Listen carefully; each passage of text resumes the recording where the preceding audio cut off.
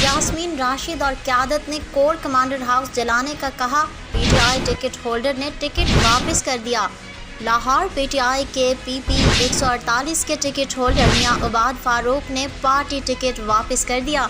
मियां उबाद फारूक ने वीडियो बयान में कहा कि यास्मीन राशिद और महमूद रशीद समेत दीगर क़यादत ने फ़ोन करके लिबर्टी मार्केट बुलवाया। लिबर्टी मार्केट बुलवाकर मुझसे कहा गया कि कोर कमांडर हाउस जाकर आग लगानी है।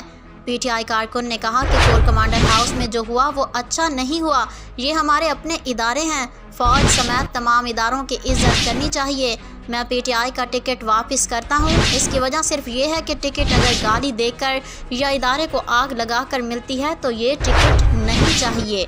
हुआ अच्छा नहीं हुआ, क्योंकि हमें किसी भी इदारे के ख़िलाफ़ कभी कोई ऐसी मूवमेंट नहीं चलानी चाहिए, क्योंकि ये हमारे अपने इदारे हैं, हमारा पाकिस्तान है। फ़ौज हो या फिर कोई भी दूसरा इदारा हो, हमें सबकी रिस्पेक्ट करनी चाहिए। तो मैं समझता हूँ कि अगर हमें ये जो जिस तरह से अभी आपको पता है मुझे टिकट मिली है, तो मैं अपनी इस टिकट से विदड्रॉ करता हूँ। रीज़न सिर्फ ये है कि अगर टिकट गाली दे के मिलती है या कोई इदारे को आग लगाने के लिए लगा के आपको मिलती है, तो फिर ये मुझे टिकट नहीं चाहिए।